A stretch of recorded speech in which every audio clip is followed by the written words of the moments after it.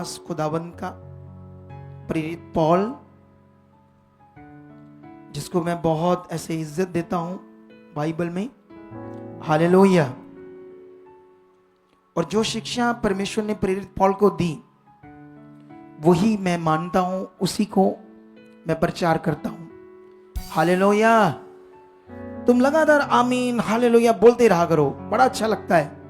ऐसा लगता है तुम जाग रहे हो, चौकस हो, अलर्ट हो। तो यहां पर मैं अगर तुम्हें ये वचन पढ़ाऊं 17 से, एक टॉपिक है यहां पर कई सारे पॉइंट है इस टॉपिक में। प्रेरितों की बुक पंजाबी में कहते हैं रसूलों के करतब, इंग्लिश में इस बुक को कहते हैं एक्ट्स। तो अगर हम यहां का ये वचन पढ़े 17 का 16, तो यहां पर हिंदी में ऐसे लिखा है, जब पौलुस, इंग्लिश में एथन शहर लिखा, एथन, लेकिन ये एथेंस है, हिंदी में ऐसे लिखा है। तो मैं लिखा एथेंस में उनकी बाट जो रहा था चेलों की, तो नगर को मूर्तों से भरा हुआ देखकर उसका जी जल गया। हालेलुया। इधर देखो मेरी तरफ आप सारे लोग, क्योंकि तुम लोग जितना वचन से भरोगे उतना ताकतवर बनोगे। आमीन बोल सकते थे आप ऊंचा के नहीं? ये तुम्हारा ध्यान है। यहां पर वो डालो काला वाला सुनो तो देखो, जितना तुम वचन से भरोगे उतना आत्मा से भरोगे, उतने आत्मिक रहोगे, सामर्थ्य से भरे रहोगे। और वचन तुम्हें गुमराह नहीं होने देगा अगर तुम्हारे अंदर है। वचन से तुम परमेश्वर के साथ सही चल पाओगे। प्रार्थना से हम उन्नति करते हैं, प्रार्थना से हम सामर्थ्य से भरते हैं, लेकिन बाइबल कहती वचन हमें डायरेक्शन देता है, वचन हमें राइट रखता है परमेश्वर के साथ, और कूल रखता है अगर वचन हमारे अंदर है। तो अगर हम अकेली प्रार्थना करते हैं, वचन की नॉलेज नहीं रखते, तब भी हम आगे पीछे हो सकते हैं। इसीलिए पवित्र वचन की हमें समझ होनी बड़ी जरूरी है। लेकिन यहां पर जैसे पीछे से आओ, थोड़ा सा इधर ऊपर सर मारो, सुनो तो देखो ध्यान से। आप जानते हो जैसे लोग कहते हैं कि यीशु मसीह गोरों का परमेश्वर है ना, गोरों का ईश्वर है, भगवान है, परमेश्वर है। ऐसे मैं भी एक दिन समझता था, आप भी समझते थे। लेकिन जब तुम बाइबल पढ़ोगे तो ऐसा नहीं। ये जो मैं पढ़ रहा हूं ये गोरों का एरिया है। ये यूरोप कंट्री का एक देश है जिसका नाम है ग्रीस।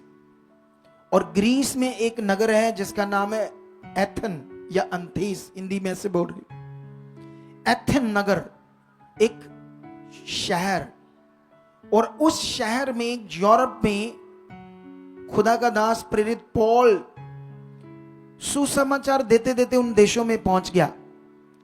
और वो देश इतने गरीब थे, परेशान थे, हालातों में थे, तुम सोच ही नहीं सकते। हम आज तो कहते हैं ना वो देश बड़े ऊपर हैं। वो ऊपर आने का कारण था परमेश्वर का उनकी जिंदगी में आना। अगर आज तुम्हारी जिंदगी खुशहाल होगी तो उसका कारण है परमेश्वर का तुम्हारी जिंदगी में आना। अगर आप तुम बीमारियों से बाहर आओगे तो उसका कारण तुम्हारी जिंदगी में परमेश्वर का आना।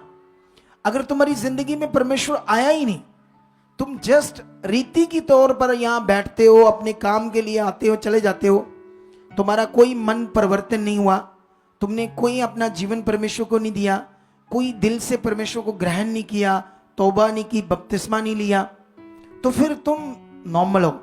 तुम सिर्फ स्वार्थी हो, अपने कामों के लिए आते हो। परमेश्वर का प्यार, उसे पाना, समझना, ये बातें तुम्हारी जिंदगी में नहीं है, तो तुम कैसे आगे बढ़ पाओगे?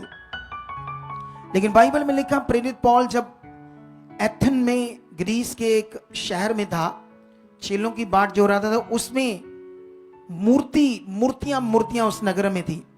उनको देखकर उसका जी जल गया। अगर तुम कंटिन्यू यहां पढ़ोगे तो वो उनसे बातें करने लगा। और वो जो लोग थे, 18 में लिखा, तब इपिकूरी और संतुकी दर्शकों में से, मतलब उन लोगों में से, ठीक है, कुछ उससे तर्क करने लगे और कुछ ने कहा ये बकवादी क्या कहना चाहता है, परंतु दूसरों ने कहा वह अन्य देवताओं का प्रचारक मालूम पड़ता है, क्योंकि वह यीशु का और पुनरुत्थान का सुसमाचार सुनाता था। तब वह उसे अपने साथ अरियुपगुस पर ले गए और पूछा, क्या हम जान सकते हैं कि ये नया मत जो तू सुनाता है क्या है, क्योंकि तू अनोखी बातें हमें सुनाता है, इसलिए हम जानना चाहते हैं कि इनका अर्थ क्या है। हालेलुया। कितने लोगों को बात समझ आ रही है? कोई लोग उससे बकवादी बोल रहा था, कोई उससे कह रहा था अन्य देवताओं का प्रचारक मालूम पड़ता है, क्योंकि ये जो बोल रहा है अनोखी बातें, अजीब बातें। हालेलुया। कितनों को बात समझ आ रही है? जब शुरू शुरू में संसार से लोग आते हैं, पत्थर मिट्टी की पूजा करने वाले लोग, धागा पता नहीं कौन से मटेरियल इस चीजों से सोचते हमारा जीवन बच जाएगा। जब यहां आते तो कई लोग शरीर को होते, गुस्सा करते इन बातों से, लेकिन कुछ लोग ध्यान देते हैं कि इतना कुछ किया है, यहां गवाहियां हो रही है, काम हो रहे हैं सामने सामने, कुछ तो है। कुछ लोग रुक जाते हैं और फिर उनका भला होता है। हालेलुया। और कुछ लोग शरीर को होते नहीं रुक।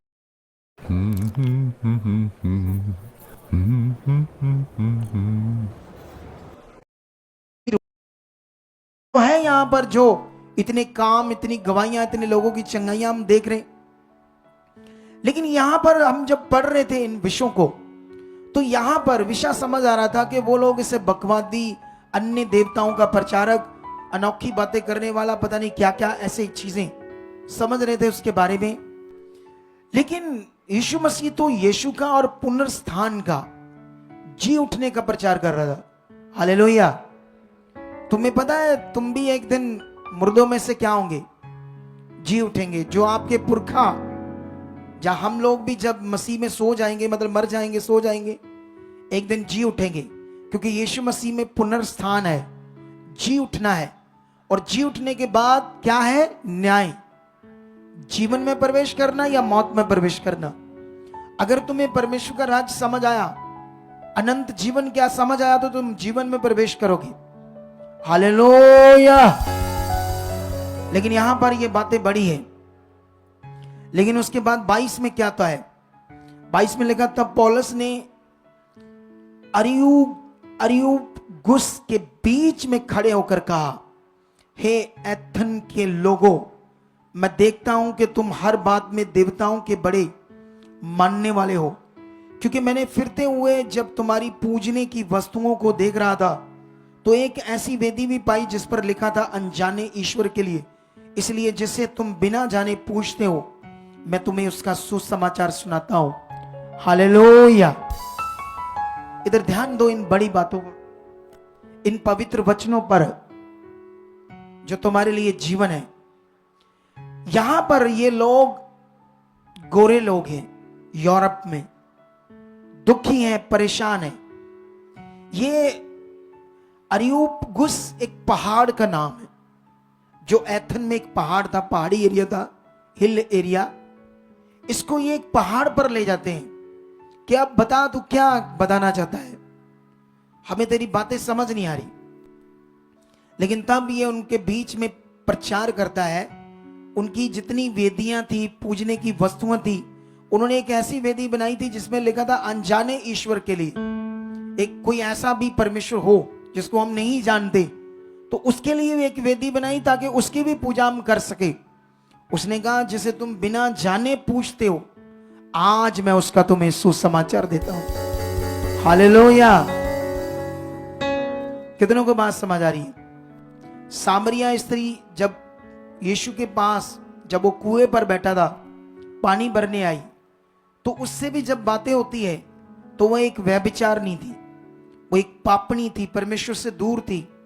लेकिन इज़राइल में रहती थी तो इज़राइल का इतिहास जानती थी, यहूदियों के बारे में जानती थी, अन्य जाति थी। वो याकूब को बड़ा अच्छा एक पुरखा मानती थी।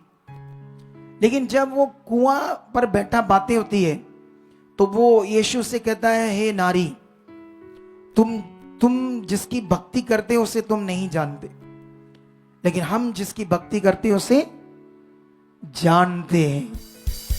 हालेलुया। इस दुनिया के लोग जिस चीज की पूजा करते हैं, भक्ति करते हैं, उसके बारे में नहीं जानते वो कौन है। सुना है, पुरखाओं से करते आ रहे हैं, क्या है कौन है ये क्लैरिटी नहीं होनी, लेकिन हम जिसकी भक्ति करते हैं उसको जानते हैं। कितनों को समझ आ रही है बात? मेरा विषय क्या है यहां पढ़ाने का तुम्हें? एक पॉइंट था, गोरे लोग भी विश्वास करके इतनी अच्छी जिंदगी पाए, अमेरिका जैसे देश सुपर पावर देश बन गए। पहले ऐसा नहीं था। दुनिया का जो ये दिमाग में जो गलत शिक्षाएं बैठी, गलत ज्ञान बैठा कि गोरों का परमेश्वर है, वहां भी सुसमाचार हुआ जैसे आपके पास आया, जैसे गुड न्यूज आपके पास आई। जब तुमने समझा, तुमने विश्वास किया, तुमने अपनी जिंदगी में खुदा को, उसके कामों को देखा। लेकिन अब यहां पर जो मेन विषय वो क्या है, यहां पर जब वो बताता है बात के जिसे तुम बिना जाने, बिना देखे पूछते हो, उसका सुसमाचार देता हूं। वो बताता है जिसने आसमान, आकाश, स्वर्ग, पृथ्वी सब कुछ बनाया, वो हाथ के बनाए हुए मंदिरों में नहीं रहता, ना किसी चीज की आवश्यकता के कारण मनुष्यों के हाथों की सेवा लेता है। मनुष्य के हाथ की सेवा क्या होती है? जैसे पत्थर की मूर्ति बनाना, कोई चीज बनाना, उसके ऊपर कोई चीज डालना, फूल डालना, दूध डालना, इसको बोलते हैं हाथ की सेवा। धूप दिखाना, अगरबत्ती दिखाना, इसको बोलते हैं हाथों की सेवा। बाइबल में लिखा उसने तुम्हें खुद ही जीवन और श्वास दिया, इसलिए वो तुम्हारे हाथों की सेवा नहीं मांगता। लेकिन उसने बताया मनुष्यों को परमेश्वर ने एक मूल पर बनाया। प्रेरित पौल ने वहां प्रचार किया, मनुष्यों को परमेश्वर ने एक मूल पर बनाया, एक मकसद के लिए बनाया कि वह परमेश्वर को ढूंढे, परमेश्वर को समझे, परमेश्वर को जाने। फिर वो बात करता है, अगर मैं ये वचन पढ़ूं 27, कि वह परमेश्वर को ढूंढे, कदाचित उसे टटोल कर पाए, तो भी वह हम में से किसी से दूर नहीं, क्योंकि हम उसी में जीवित रहते और चलते फिरते और उसी में स्थिर रहते हैं। और जैसा सुनो तो देखो, ये बड़ा वचन है आपके लिए सीखने वाला, क्योंकि आज आपके अनदेखे विश्वास का महत्व मैं तुम्हें बता दूं। स्क्रीन को भी चला दो, मुझे पता चलता रहता है। सुनो तो देखो ध्यान से, मैं तुम्हें यह शिक्षा दे रहा हूं, तुम्हारा बिना देखे परमेश्वर के साथ चलना, बिना देखे विश्वास करना, ये सबसे बड़ा विषय तुम्हारी जिंदगी के लिए। इसको तुमने अच्छे से समझना है। अगर तुम्हें इस विषय की समझ नहीं आई, तुम धोखा खा सकते हो, तुम शैतान की जुक्तियों में फंस सकते हो। इसीलिए इस ज्ञान में तुम्हें अपना बड़ा ध्यान देना होगा। ये जबरदस्त ज्ञान है तुम्हारी जबरदस्त लाइफ को बनाने के लिए, तुम्हें आगे बढ़ाने के लिए। हालेलुया।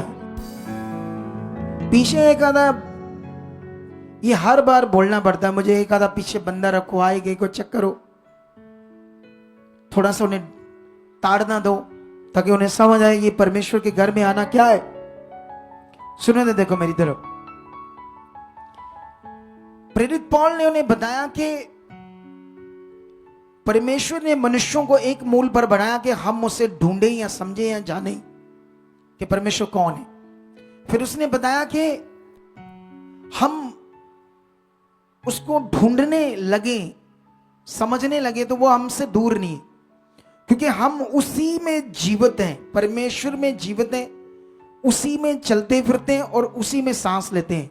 ये देखो, ये खाली स्थान है ना मेरे सामने, तो मैं चल रहा हूं, तो मैं परमेश्वर में चल रहा हूं, उसी में सांस ले रहा हूं, उसी में जी रहा हूं, लेकिन वो मुझे दिख नहीं रहा। बोलो, ये बड़ा ज्ञान है तुम्हारे लिए। अगर तुमने उस सर्वशक्तिमान परमेश्वर को जिसमें तुम चल रहे हो, सांस ले रहे हो, जी रहे हो, उसको ना समझकर पता नहीं किस पत्थर मिट्टी ऐसी चीज को अपना ईश्वर भगवान मान लिया जो मनुष्य ने बनाया। आगे पढ़ोगे तो उसने ऐसा ही लिखा, उन लोगों को उसने बताया, क्या परमेश्वर कोई पत्थर मिट्टी किसी मटेरियल के समान है, या कोई ऐसी चीज जो मनुष्य ने अपनी कारागिरी से गढ़ी और अपने हाथों से बनाई? क्या परमेश्वर ऐसे हो सकता है? मनुष्य के हाथ की गढ़ी हुई चीज हो सकती है? हालेलुया। जिस परमेश्वर को कभी किसी ने देखा नहीं, जो एक स्पिरिट है, जो एक आत्मा है, जो एक सुप्रीम पावर है, एक सुपर नेचुरल पावर है, उसको कैसे गढ़ोगे पत्थर मिट्टी में? ये ज्ञान है परमेश्वर का ताकतवर ज्ञान। हालेलुया। कितने लोगों को ये बात समझ आ रही है? ये एक ताकतवर ज्ञान है। अगर तुम्हारे अंदर बैठा नहीं, जैसे होता क्या है ना, तुम लोग अपने अनदेखे विश्वास के महत्व को नहीं जानते। तुम्हारे जीवन में कोई हालात आ गया तो तुम्हें पता नहीं परमेश्वर का, तुम्हारी मन की आंखें खुली नहीं, तुम्हारे अंदर ज्ञान बैठा नहीं। और बहुत सारे जब हालात आता है तो ढूंढते हैं, प्रार्थना कराएं, अगर किसी ने फोन नहीं उठाया उसी वक्त मन खराब करते हैं, गुस्सा करते हैं, सोचते हैं हमने नहीं जाना इस चर्च में, प्रार्थना नहीं हुई, ये नहीं हुआ, वो नहीं हुआ। क्यों ऐसा करते? क्योंकि शारीरिक है। अभी भी शरीर में परमेश्वर की पहचान नहीं समझ आई, खुदा समझ नहीं आया, और खुद की समझ नहीं आई मसीह में मैं कौन हूं। अब मैं चुना गया तो मैं कौन हूं, मसीह में मेरा जीवन क्या है, मेरा रिश्ता क्या है, अब मेरा परमेश्वर के साथ चलना क्या है। अगर इन बातों को समझ नहीं आई तो तुम जानते हो तुम्हें एक बड़े ब्लेस्ड जीवन के लिए खुदा ने बुलाया है। तुम्हें उसने किसी घटी में रहने के लिए नहीं बुलाया है। हालेलुया। तुम दुख में रहो, परेशानियों में रहो, हालातों में रहो, इसके लिए तुम्हें उसने नहीं बुलाया। आप उसने तुम्हें एक जबरदस्त जिंदगी के लिए बुलाया है। तुम उसके गवाह बनो, तुम उसकी सामर्थ को प्रकट करो, तुम उसके यीशु मसीह के जीवन को अपने जीवन से प्रकट करो, इसलिए खुदा ने तुम्हें बुलाया है। लेकिन अगर तुम्हें ये बातें पता नहीं है, तुम्हें अच्छे से ये क्लैरिटी नहीं है, तुम खुद भी मायूस रहते हो, तुम्हारे अंदर वचन नहीं चल रहा, ज्ञान नहीं चल रहा, समझ नहीं काम कर रही, तुम छोटी छोटी बातों में परेशान हो रहे हो, अगर तुम्हें जब समझ आ जाएगी तो बड़े से बड़ा हालात भी तुम्हारे विश्वास के सामने कुछ नहीं होगा। तुम बोलोगे ये कुछ नहीं है, खुदा मेरे साथ है। क्योंकि इस वचन को क्यों तुमने अपने मन में लिखना है, क्यों इसको समझना है अच्छे से, क्यों ऐसा करना है कि हम उसी में जीवते हैं, उसी में चलते फिरते सांस लेते हैं, हम खुदा में। इसीलिए ये मन की आंखें शद्रक मेशक अबेदनगो की खुल गई थी। वो जान गए थे खुदा में हम चल रहे हैं, उसी में जीवित हैं, उसी में चलते फिरते सांस लेते हैं। वो विश्वास था उनका, इसीलिए आंख का भट्टा उन्हें जला नहीं पाया। अगर ये आंख आत्मिक आंखें खुली ना होती तो वो सड़कर स्वाह हो जाते। हमारी तरह जब हमें भी कोई हालात आता तो मन खराब करते हैं। कितनों को समझ आ रही है बात? हालेलुया। ऊंचा बोलो हालेलुया। तुम ताकतवर खुदा की संतान हो, तुम यीशु मसीह के द्वारा नया जन्म पा चुके हो, अब नॉर्मल नहीं हो। तुम नॉर्मल नहीं हो, तुम्हें अपनी पहचान रखनी होगी। मैं मसीह में कौन हूं, ये ध्यान रखना होगा तुम्हें। हालेलुया। तुम्हें ये जो पॉइंट तुम्हें समझा रहा हूं, इसको तुमने भूलना नहीं। परमेश्वर चाहे हमें नजर नहीं आता, हर वक्त हम उसी में चल फिर रहे, सांस ले रहे, वो है, वो आपके साथ है। उसका वचन तुम्हें समझाएगा, तुम्हारी बुद्धि को, समझ को वो क्या कहता है, उसके वचन से हमें समझ आती है।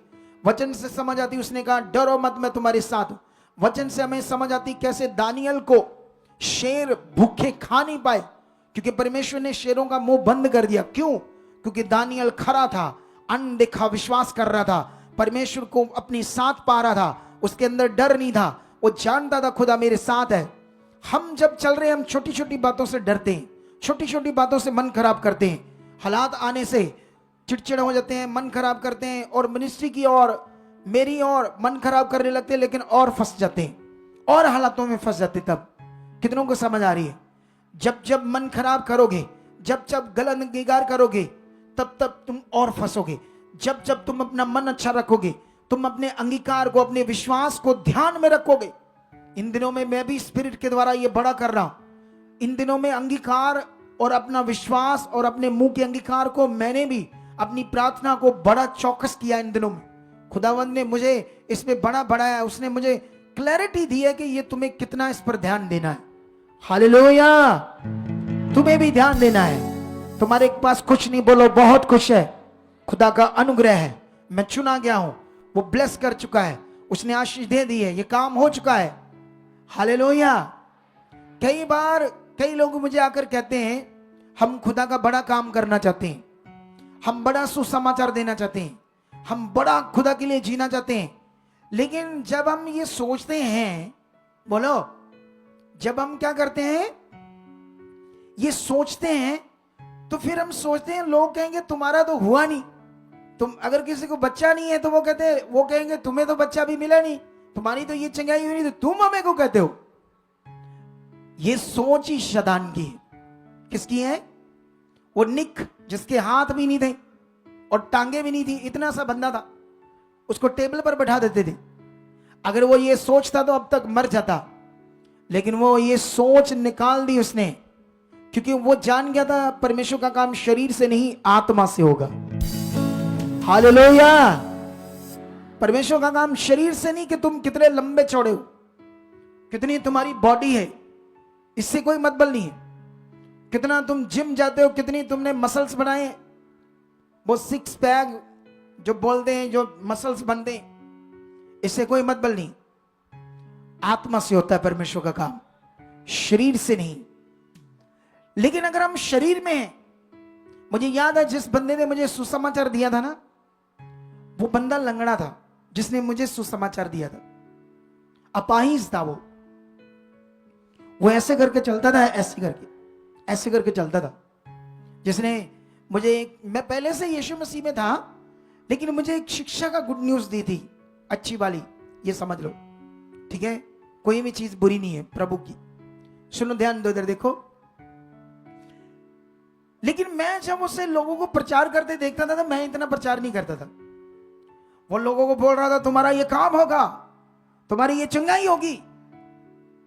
तो अगर ये सोचता अपनी और कि मेरी खुद का मैं लंगड़ा हूं, लोगों को बता रहा हूं, तो फिर वो कैसे परमेश्वर का काम करता? हालेलुया। कितने लोगों को ये बात समझ आ रही है? शायद वो लंगड़ा था, लेकिन वो विश्वास में लंगड़ा नहीं था। हालेलुया। शायद वो लंगड़ा था, लेकिन वो विश्वास में लंगड़ा नहीं था। विश्वास में अपने आप को अच्छा भला समझता था। अगर तुम अच्छे भले हो, लेकिन अपने विश्वास में लंगड़े हो, अपने सोच में लंगड़े हो, तुम्हारा विश्वास जीरो है, तुम्हारे अंदर कुड़कुड़ है, तुम्हारी बातें कुड़कुड़ है, तुम हमेशा नेगेटिव रहते हो, तो तुम अच्छे भले होकर भी कुछ काम के नहीं, ना अपने लिए ना किसी के लिए। इसीलिए तुम्हें बढ़ना होगा, इसीलिए तुम्हें ध्यान देना होगा अच्छे तरीके से कि तुम्हें परमेश्वर ने बुलाया है। आप जानते हो जब मूसा को बुलाया गया तो वो बोलने में थोड़ा सा ततलाता था, तो वो भी ऐसे बहाने मारने लगा, प्रभु परमेश्वर तुम जानते हो मैं अच्छे से बोल नहीं सकता। प्रभु कहते कोई बात नहीं, मैं तेरे लिए बोलने वाला भी एक इंतजाम करूंगा। हालेलुया। क्या कहा परमेश्वर ने? उसने कहा चिंता मत कर, मैं हूं तो सब कुछ पॉसिबल है। अगर वो खुदा हमारे साथ है, तुम धन्यवाद करो, तुम बोलो मैं जीऊंगा। इससे पहले कि तुम्हारा काम हो, तुम्हारे सामने 10 काम प्रकट कर देगा खुदावन लोगों के, और तुम्हारा विश्वास बढ़ाएगा और तुम्हें आशा देगा कि मैंने तुम्हें चुना है, और तुम और आगे बढ़ोगे और तुम और खुदा की इच्छा में चलते जाओगे। मैं जल्दी जल्दी तुम्हें वचन पढ़ाना चाहता हूं एक दो। इब्रानिया का अगर तुम वचन पढ़ोगे, सुनो दे, देखो 11 अध्याय, उसकी 1 से लेकर 3 तक अगर तुमने वचन पढ़ा है पहले भी, तुम्हें याद है, नहीं तो मैं दोबारा तुम्हें पढ़ाता, क्योंकि ये बड़ा इंपॉर्टेंट है आपके लिए। इसे सीखना और अपने मन में रखना, ताकि तुम अनदेखे विश्वास में स्ट्रांग रहो। हालेलुया। क्या मैंने अकेले ने बोलना है? हालेलुया। तुम्हें ये भी छोटी सी बात याद दिलानी पड़ेगी मुझे।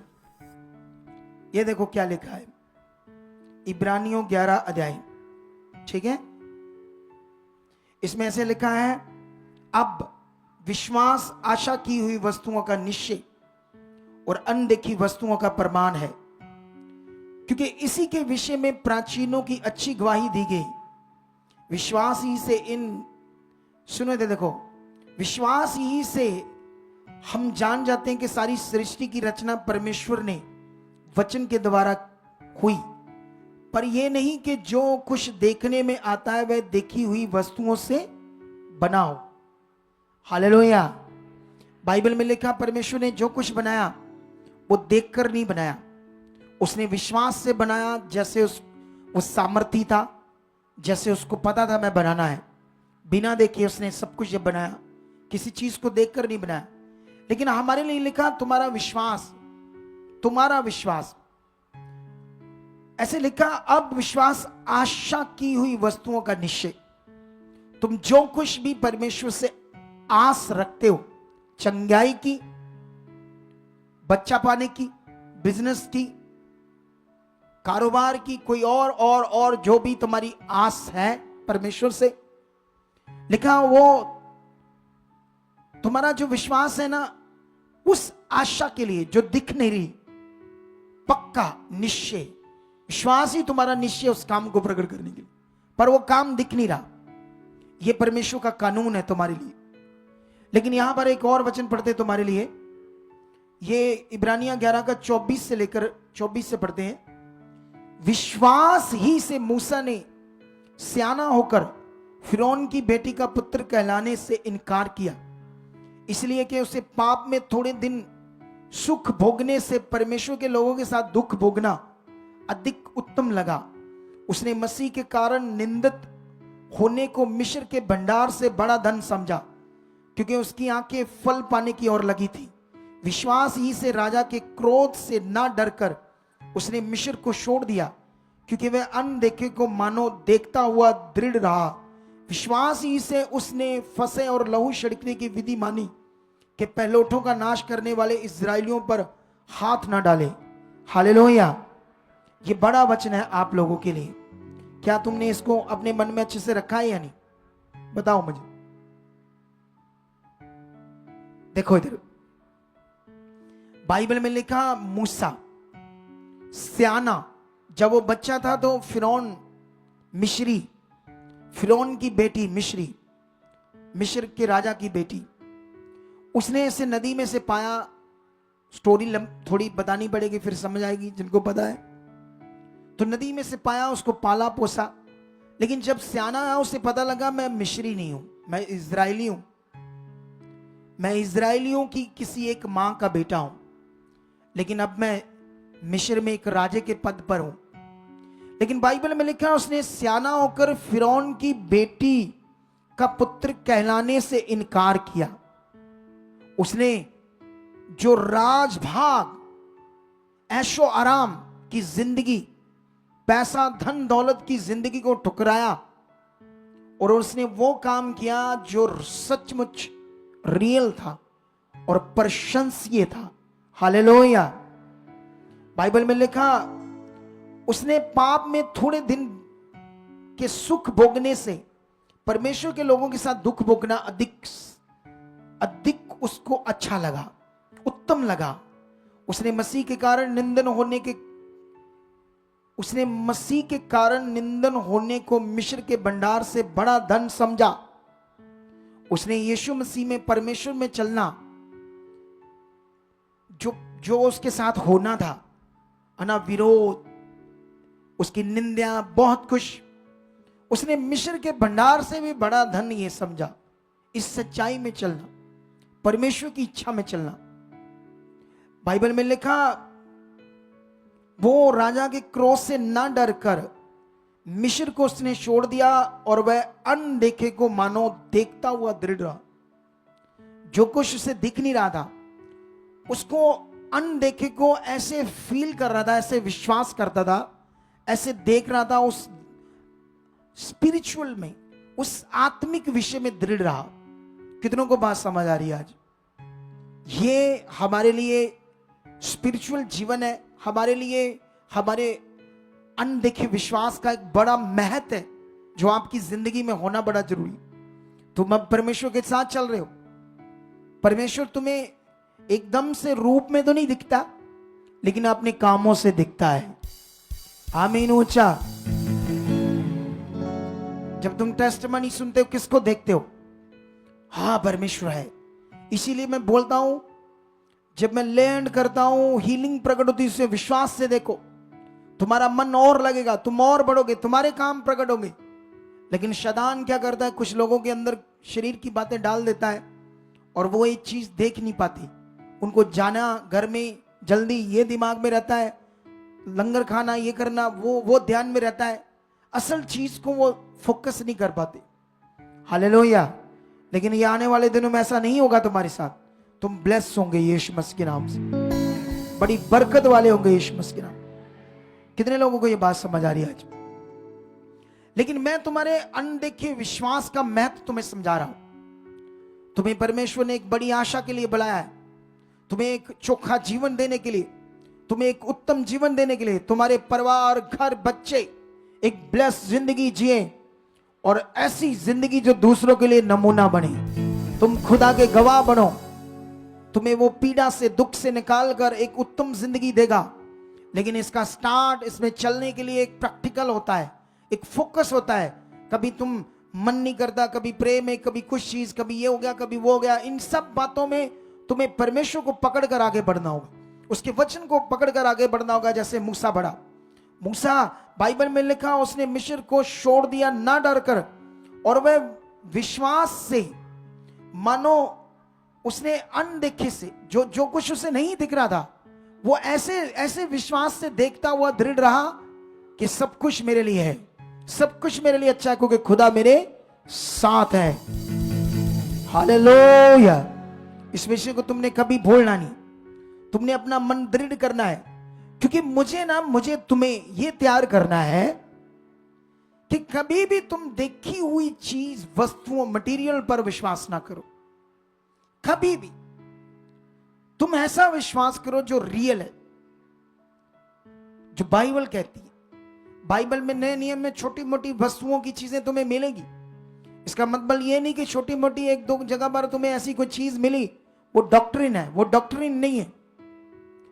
डॉक्ट्रिन ये है जो मैं तुम्हें बता रहा हूं। उपदेश ये, तुम्हें ऐसा बनना है, तुम्हें ऐसा बढ़ना है। हर वक्त वो मेरे साथ, जैसे वो गवाही दी जा रही थी कि उसको, वो जो नशा करते हैं लोग, चोरी करते हैं ना आजकल, नशा करने वाले मार धाड़ करते, चीजें लूट लेते हैं। एक लड़के को ऐसे ही लोग उसको लूटने लगे, लेकिन वो कहता है ऐसे मुझे हियाव आया, मैं डरा नहीं, उनको धक्का मारकर दौड़ा, साइकिल पर था।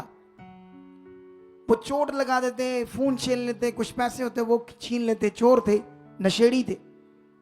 लेकिन उसने क्यों, उस वक्त परमेश्वर उसे नजर नहीं आ रहा था, क्योंकि रूप में परमेश्वर नजर नहीं आ रहा।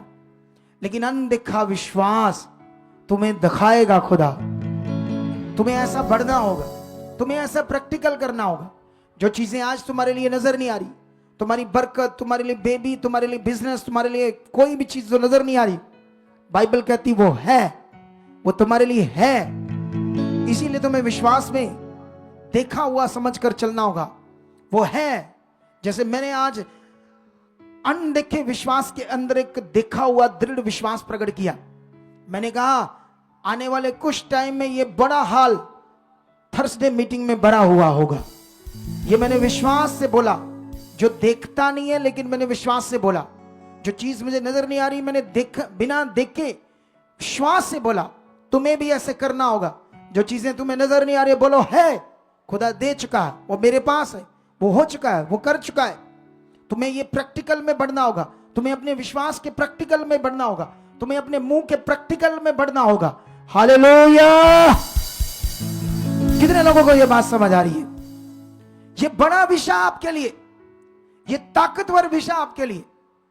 सेवक लोग बैठे, इनकी कलीसियाएं बढ़ाना चाहते हो, धन्यवाद। रोज रोज अनदेखा विश्वास करो और बोलो बहुत है, हजारों आ चुके हैं। और याद रखना, उससे पहले तुम्हें अपने अगुए के साथ खड़े और वफादार होना। इस बार हम एक बड़ी मीटिंग कर रहे हैं, एवेंजलिस्ट मीटिंग, पास्टर मीटिंग, 4 के बाद 5 का। तुम्हारे लिए वो एक सीख होगी तगड़ी, सेवकों के लिए। अगर उसके बाद भी तुम आगे ना बढ़े तो वो तुम्हारी गलती होगी, वो तुम्हारा शारीरिक जीवन फिर होगा। लेकिन अगर उस मीटिंग को लेने के बाद, उस ज्ञान को लेने के बाद तुम इतना बढ़ जाओगे, इतनी सेवकाइयां तुम्हारी बढ़ जाएगी। ईश्वर ऐसा होगा, खुदा करेगा। ये उसने मेरे मन में डाला है। हालेलुया। मैं तुम्हें 1-2 वचन और जल्दी जल्दी पढ़ाना चाहता हूं, ताकि तुम्हें समझ आए आज का वचन क्या है। यहां पर अगर हम मत्ती का अध्याय पढ़ते हैं, मत्ती का 12